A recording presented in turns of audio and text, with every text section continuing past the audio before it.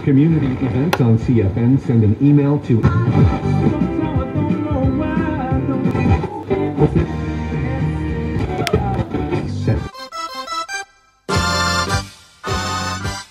You're now tuned to Retronics. Welcome to another piece of vintage electronics. My name is Buiting. You may find this hard to believe, but Retronics is literally everywhere. You wouldn't expect us to be in a place like this. Electronica Munich 2014, with a ton of new equipment, all the latest technologies. And what have we got here? Old stuff, famous stuff, test and measurement equipment from the big names in electronics. This show is called Electronica, which is German for electronics. But you really wonder how many people actually know about electronics. What I hope to do in this short presentation is to show you some real electronics from the old days and see how that connects to the new age. That can be done with the aid of test and measurement equipment, which I've put on a couple of tables here. The series, as I've mentioned, is called Retronics, and you'll find me like everywhere. Today's story is about how an oscilloscope got developed. Our oscilloscope dates back from 1976 and was not developed with an ARM processor or a coprocessor or a CAD package or what have you in terms of new technology on the show here. This particular beast was designed by Elektor engineers in 1976, 1977, something like that. I wasn't with the company at that time, but there you are. There's a famous story behind this piece of equipment, which is rather funny, I think. When we started designing this oscilloscope, the technical team had the assignment, do it as quickly as possible. They were given hell by their managers, by the laboratory chiefs, and they got like, say, 2 months to design a complete oscilloscope. Now you may know about the difference between managers in the technical field and real technicians. Real technicians say, ho, ho, ho, that's not done so quickly, give us some more time, and we'll do it for you, okay. But of course they ran into trouble, time trouble, as always. Nothing's changed between 2014 and 1976. Time is still very much a problem. So guess what happened? The guys who decided designing this Elektor oscilloscope simply said, let's copy an existing design. Let's open a catalog and we'll find some schematics, and then we're done with the job very, very quickly and fool the boss. They actually did that in 1977 with a catalog now long forgotten, a kind of digi-key at the other side, and it was called RIM at that time, RIM in Germany, very big catalog company, and they simply copied the schematics or part of the schematics from an existing kit, an oscilloscope from RIM, and handed it in to the boss and said, look at what we have made for you. This is a brilliant design. We've worked our asses off and burnt our midnight oil to get that done in time for you, and here it is. They forgot they had a very clever, cunning boss mastering the Elektor laboratory at the time. And this guy said, you are pulling my leg, you're joking. I know that circuit diagram. It looks so familiar. It goes a bit like this. I put a little bit on my flexible chalkboard here. It goes like so.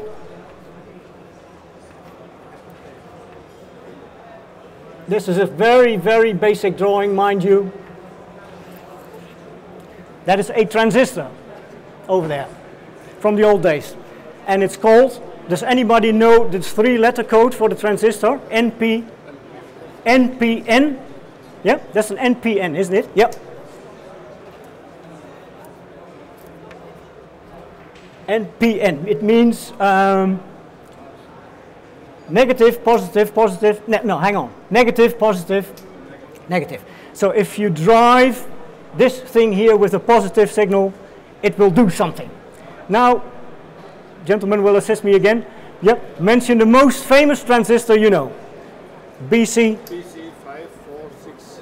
Excellent, excellent. BC54 something. BC547 it is actually.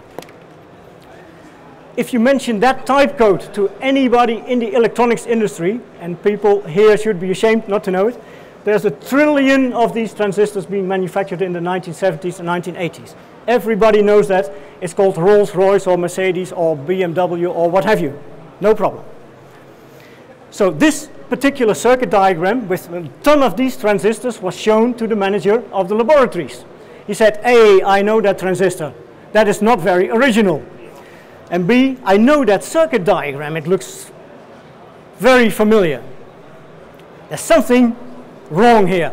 All back to your desks and start all over again. And I want a new design in less than 4 weeks, and you better get that done in time. That was the assignment again. So the people had failed the laboratory. They were very clever chaps as well in the lab. And they had one trick up their sleeve. It's called, I'm looking in this direction to my, you know, I say thank you very much for participating. Everybody, by the way, is welcome to participate. This is all fun. There's nothing scientific. If you do this is a standard circuit diagram of an amplifier. Everybody should know that. If you do this, it looks very familiar, but spot the difference.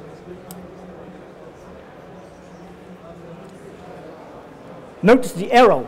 The arrow should here point inwards. I'm going to point it inwards.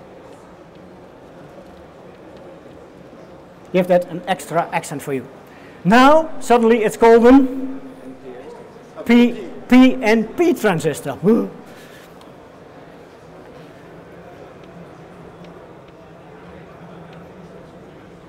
Now look what I'm doing. Here's the negative pole for this one and the positive pole for that one. I'm turning it around. I'm putting the negative one here and the plus goes over here. Now if you forget about this for a second, it looks like a completely new design. Brilliantly done, and the transistor is not called BC547 but like let's say 2N387 whatever 5. Looks terribly interesting, very original. This whole oscilloscope was designed for the technical people here in PNP, mirror imaged technology. The complete design nothing was changed. Electrically it is exactly the same, but it was flipped, it was mirrored. A brilliant trick. It was bought, said there's a brilliant diagram, it looks very unfamiliar, go ahead. So they started developing this oscilloscope with PNP transistors, a ton of them, and it worked very well. Everybody very happy.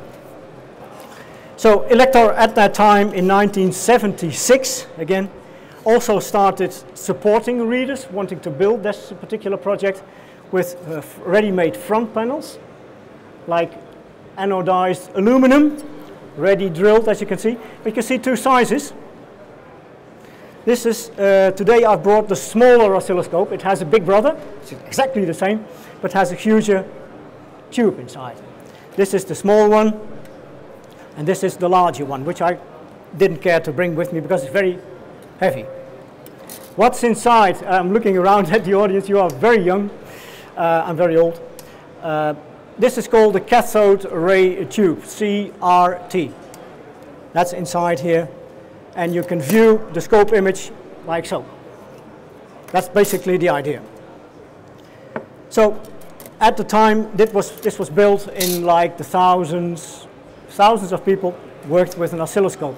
Why did they build it themselves? That's hard to understand these days, but it was because you could not afford a brand new oscilloscope like something from Rohde & Schwarz or whatever. A masterpiece of fooling the design chief in the laboratory. Let's put this away for a second so we have some more space on the table. Oh, yep, that's the danger with CRTs. They are tough, they are tough. Jaime, can you take it? He's my faithful assistant. Thank you, Jaime. So, Retronics, I've already mentioned the name, is a section of Elektor magazine in which I discuss old projects from the past. I'm the only editor at Elektor who is never short of copy, never. I've got a ton of material all given to me by people like you. They write me and say, I've got this old equipment, come and get it, it's free. Like this oscilloscope, which comes from Belgium, from a very kind reader. It was built from a kit in 1968, something like that. You see, it looks familiar. It has almost the same faceplate as the ElektorScope. This still has to be done, described, repaired, and so on to get that into publication. Right, this doesn't work yet, and I'm very hesitant about plugging it in because the whole show will drop into silence and darkness, I think. So, how can we connect old grot like this is even older, with new stuff? By coincidence, we are sponsored by Rode and Schwartz today, very kind people who put a ton of equipment on our tables. And by coincidence, I've already got one of their early signal generators from like 1965 something. This still has tubes. And the question is always, will it blend? No. Will it work? I think it works, so it should work. Now, many young people make a terrible mistake. They say, nothing happens, that thing is defective. Why is there nothing happening? Why is that? Anyone? Nothing's happening. This thing is from 1964. There are tubes inside. Tubes. They need to heat, exactly. The tubes need to heat up. They take about a minute or so, or 30 seconds, and then they start working. That's a very clever trick. If you like tube equipment and want to get that for free from people, you say, please switch it on. They say, nothing happened, that thing is absolutely defective, please give it to me, and you walk away. It's a very nice trick which works very well, especially with old radios. The people will switch it on, no sound, no MP3, no MP4, no codecs, no nothing, just silence. And you wait like 30 seconds and okay, the music, it comes on. Same with this equipment, hopefully. You see, there's only a small light coming on the equipment, and you just have to be a bit patient. In 1960, people were more patient than today. Look what happens. The oscilloscope screen shows a sine wave, beautiful sine wave, but I'll do it again. If I switch it off, and wait a second. Pop, pop, pop. Look how it develops from pretty nasty to a nice sine wave. It doesn't do the job straight away. Fascinating. That's also a trick. You can say, let's have a look if that thing works. Oh, no, horrible, horrible. Okay. This is actually a very nice sine wave. No problem. The time-based settings. This is a student set. It was used at Aachen University, where they had about 50 of these things, especially for students studying analog and filter design. You can see the small holes on the fixings on the top. That serves, you can make a stack of these without, it doesn't top. Now, I'm getting into a bit more technical people observing. Hopefully they will be able to explain what happens. This is the frequency. The more of these things you see, the higher the frequency. And this is the level. It gets higher or lower. Now I'm going to change the frequency and something odd happens. If you have to watch very carefully. This is the frequency control, nothing digital. There are no readouts, no Wi-Fi interfaces, no ARM processors, nothing. The meter is supposed to be stable, to remain stable. That is the output level which I have set with this control. That is my output level. I want to keep it constant. Any idea, sir, what's happening? You can see it here. You can see the small change. Come. You probably be able to explain it. The effect. The frequency control, if I turn the frequency control, something happens with the amplitude. Okay. Look, a small waver. You see the thing stabilizing back to the waveform. It makes a small movement in this direction as well as that direction. It's perhaps not linear, so it has to compensate. Yes, there is exactly. This thing does not have microcontrollers to keep everything in check. It is analog design, and it needs to stabilize. If I change one of these settings, it will go into a very short error phase, very short, and it automatically corrects itself. So you see it coming back to the normal. There's an internal stabilizer active. So it has an active control loop inside to keep everything stable.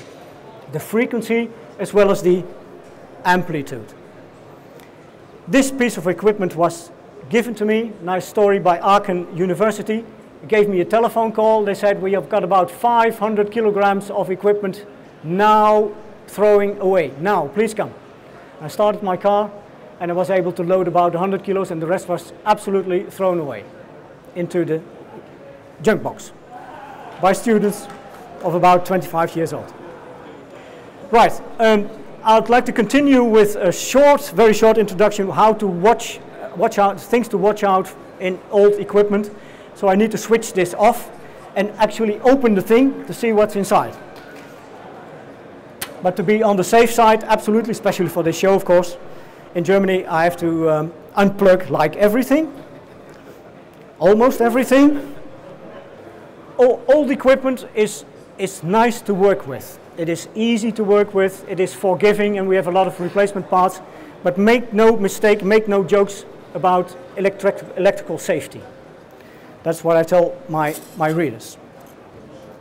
This type of equipment, as you can see, very easy to open. Anybody help me? Can point me to what shall I do? Yeah? How to open a 1965 equipment. What is your best guess? 1, 2, 3, 4. 4 screws. Brilliant. Yeah, that's true. Don't think of opening this sort of equipment. You wouldn't do that, would you? No. Just leave it alone. And if it fails, call Rohde and Schwarz on the WW line, and that would be okay. Now, this is a pull-out unit. But the thing is, if I pull it out, it will drop slightly. How should I prevent that? By doing this. This is safe to work with. Made in Germany, Rohde and Schwarz. I think they are still here in Bavaria. As I said, this was a student set. There's more equipment. Belongs to this signal generator. There was a filter analyzer, a plotter, whatever. A ton of equipment, all sponsored at the time by Rohde and Schwarz to the university.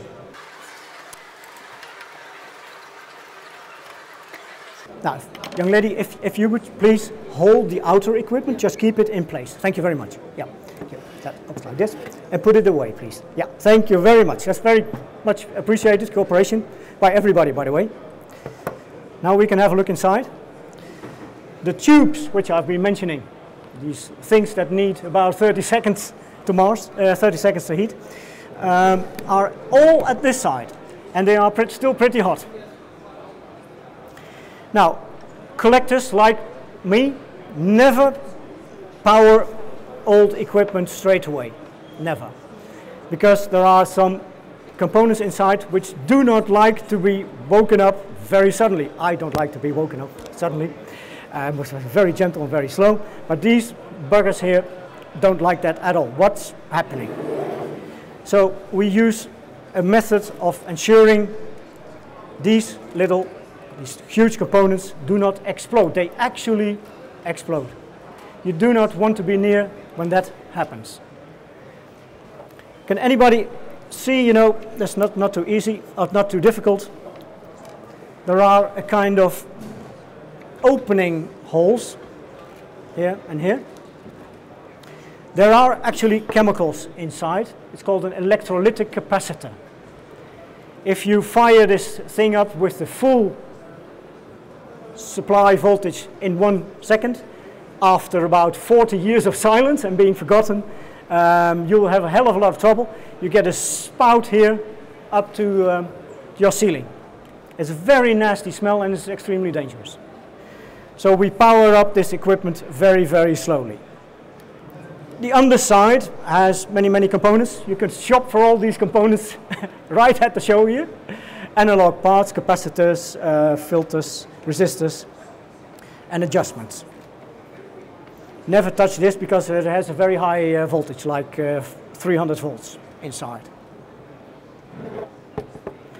Now, for user friendliness, we always think of the service engineer. After a while, you have to adjust this equipment to calibrate it. That equipment is done in software and over the web probably, or with a smartphone. At this time, in 1964, this was the adjustment. There are actually 3 adjustments here, 1, 2, 3. So, as nice as it may look, old equipment, be very careful with it. High voltages and the danger of electrolytic capacitors exploding. These kind of tricks and trips and stories, every equipment has a story behind it, like the oscilloscopes and this measurement equipment are described in my book. I've compiled like 80 of these short stories in a book, which you can buy in English or in German. It's called Retronics in German and Retronics in good English. This is myself on the cover. I've actually imitated an old laboratory in like the 1960s, and that photograph is totally faked. That does not exist, like so many things from the past. That's the publication, and I've got a big fan club of older engineers and younger engineers who all like the stories and like the old equipment. But especially, how do we connect the very new stuff, which is nothing wrong with it, again, I'm just making jokes, of course, and the old equipment. The difference you see here is about 55 years. And it still works, it communicates, you can use this signal generator to do your test and measurement, and absolutely no problem. That's about the end of my presentation. I would like to thank everybody for participating. That's really great. I hate doing presentations just by myself and just talking away. I need your input, and that's very much appreciated. NPN and PNP man, thank you very much. And our weightlifter, well done. And our budding technician for 4 screws, not at all easy. And that's it basically. Thank you very much for your attention. This was Retronics by Jan Buiting from Electronica 2014 live on camera. Cheers.